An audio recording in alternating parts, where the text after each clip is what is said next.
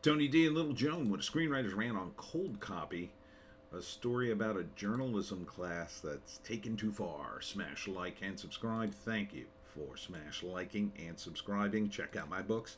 Links in the description. Comedy Heart in South Jersey. It's the Pineys, books 1 through 13, available at Amazon.com. Don't forget, Kindle Unlimited is free. All right, so this woman is taking a journalism course, and her instructor, who I think is already on TV and working as a journalist, uh, tells the class, "Get me a story," and that's going to be the class, right? It's like an advanced journalism class. So one day, she's struggling. She's trying to get a story, but she sees these two kids beat up a high schooler. She videotapes it and then runs to help him, and finds out he's the son of a famous children's author who died or killed herself, um, and he's also a good artist. So now he becomes the subject of her story, and but there's you don't know what the deal is. Is the kid disturbed? Did he have something to do with it? Did she kill herself over him? And then her instructor tells her basically to manipulate the kid so she could get the story. And so in this scene, she actually says, whatever it takes to do, whether you create sort of like, um, a mother son dynamic between the two of you or something more. And then she touches her leg, which is very creepy.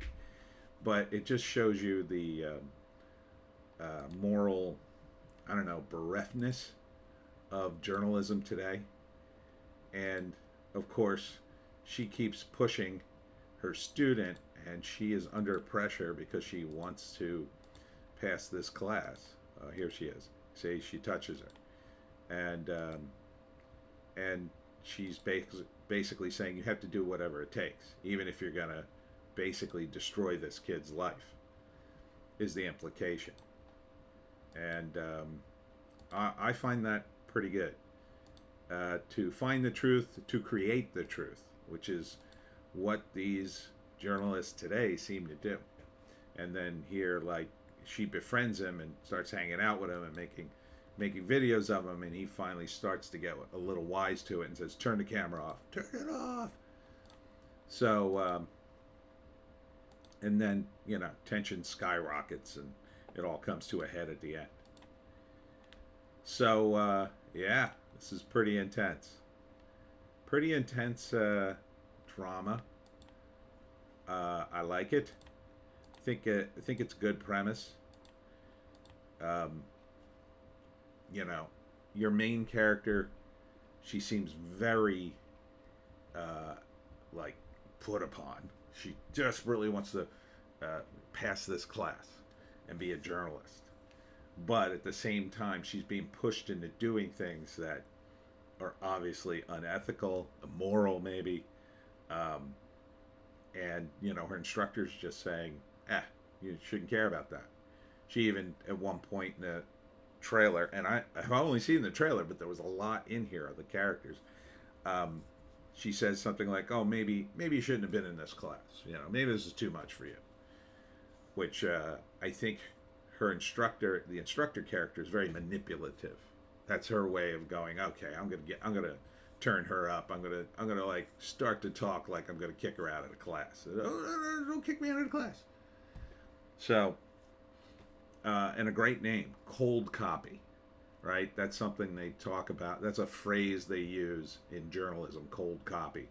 Um, but it also, what does it evoke? It evokes like, "Oh man, that's cold.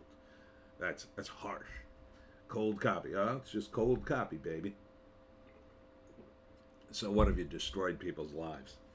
Um, so I like this. This is really addressing issues in modern journalism. Um, it's not really about the truth. It's about getting the story. As long as you have a story that will get you clicks and hits, nothing else matters for these people a lot of times. You have to be very careful. I'd advise anyone who's being interviewed by a reporter to really think about why they're interviewing you at all. Like, A lot of times I've been interviewed for local guy makes good kind of interview, and that's fine. They're usually not out to get you in those kinds of interviews, and I'm nobody, so there's nothing really to tear down. But if I was a little more established, maybe I was making some money, had a bigger follow, had 100,000 followers, and was tearing it up. Oh, well, I have to be very careful because there might be a journalist who says they're going to do that story and then say, well, the rising star in publishing isn't what he seems. Because that's a good angle. That'll get a lot of clicks. Because at that point, I would have a big enough audience that they would go, wait a minute, have I been betrayed by Tony? Let me see this article. It's manipulative. And unfortunately, that's a lot of journalism today. A lot of it's just, I skim the headlines, as you know, in my other videos. Sometimes those headlines are really wrong. They are so off the mark. And, and I just don't believe them.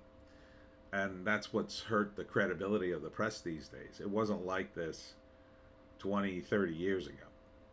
Now, prior to the internet, we didn't have a really solid way of checking things, but there was a sense from journalists that they owed something to the truth. There was a sense of ethical and moral standards, even though it wasn't always adhered. And sometimes it was blatantly disregarded. But there were people who, try to hold the line. Now those people get kicked out of these bigger institutions and they end up doing stuff on the internet because the bigger institutions only want this. Only wants, you got to be the best. You got to give us clickbait. You got to, the truth. The truth is not even in the discussion. So, I'm totally down with this movie. This could be very good. All right, so here's the write-up. Oh, let me do the 3-act structure. So the first act, she's taking this class. I think her name's Mia, and she is kind of struggling with it. Yeah, she's probably decent at it, but the college professor, who I guess is a TV pundit already, is pushing everybody in the class. But she can't find a story. Now, I took a class in college very similar to this, and I went down the rabbit hole on a story. Back in the day, we didn't have internet, so I was reading newspapers and going to the library. It was about some white supremacists who had robbed a bank. And I thought, oh, that's kind of an interesting story, right? Like, it's crazy. But after digging into it a while, I realized, like, these guys just want attention and I don't want to give it to them. So I moved on to a different story. I forget what I took. Something not as crazy as that. But she can't find a good story. She kind of senses what her professor wants. She wants something like, something amazing. And she just got nothing. Then she runs into the kid on the street, fighting here, and just happenstance, she is now there and helps him out. Stumbles upon this story. She's unsure, and this is the second act. She's unsure if she should pursue anything with him or is this a story. So she asked her instructor, and rather than giving her good advice, she kind of just says, yeah, do it, because who cares about this kid? Who cares about anything? Do whatever you have to get this story, essentially. And so Mia is now stuck in a position, and so she continues to pursue it, probably trying to split the difference between what her instructor is saying, which is really unethical, and the idea in her own mind that she could somehow do that without kind of betraying her principles, that she could kind of help this kid and maybe solve the mystery of his mother who committed suicide. And if she wins this, I don't know, she wins some big prize. But the instructor keeps pushing her to, do these unethical things. And then things, as she digs into this kid's life, it becomes evident that things are very tense.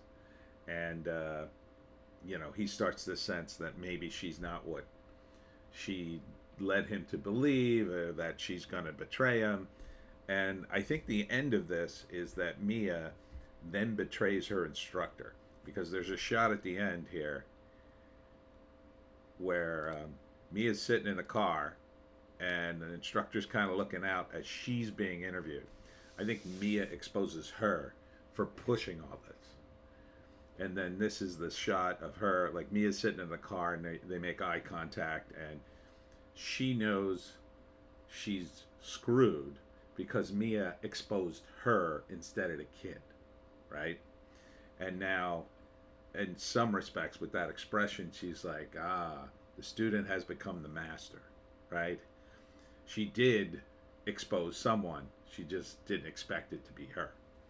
So I kind of think that's the way it's going to roll.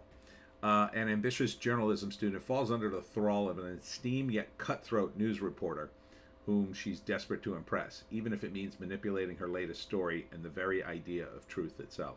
So there's a lot of heady ideas in this. Loving it. Directed by Roxane Hellberg. Pretty ambitious. Oh, release date January 26th. I don't recognize any. Oh, wait, Jacob Tremblay. I recognize that name. I've heard that name before, but the other name, Tracy Ellis Ross and Belle Powley, I don't recognize. Wow. Yeah, so it's a thriller. It's called Cold Copy.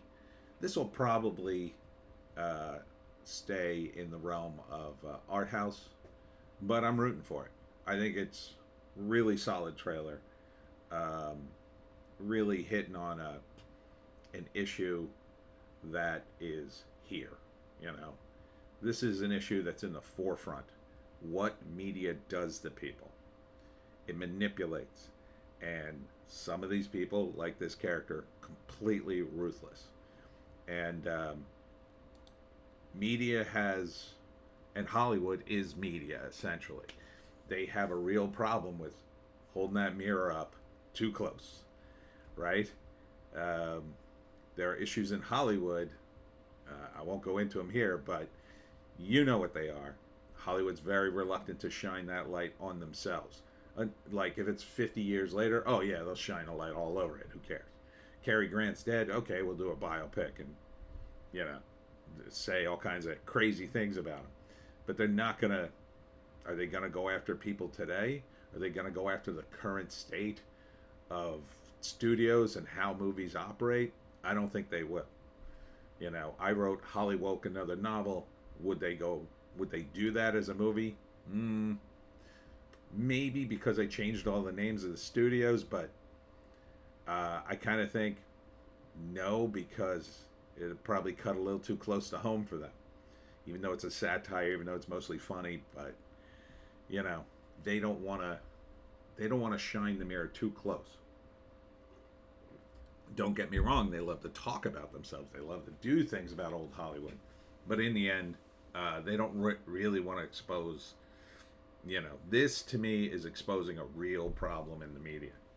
You have people who are just using it in news to build themselves up. That's it. If you can, you know, stand on somebody else's tragedy to get clicks and hits and ratings, it's perfectly fine to these people. And that's really sad, considering the voice these people have and the amount of money they get paid. They really, again, with great power comes great responsibility. And there is great power in this. So, I know, I had a lot to say about this, but it's a really good trailer, I think. So check it out. Cold Copy, dropping January 26th. And that's it for me, Tony D and Little Joan. Check us out on Odysee, Bitchute, and Rumble for our more base takes. If you can find a more base take, I say take it. I'll be at Valenzano Winery on Friday for a talk on how to hunt the Jersey Devil. Hope to see you there. We'll see you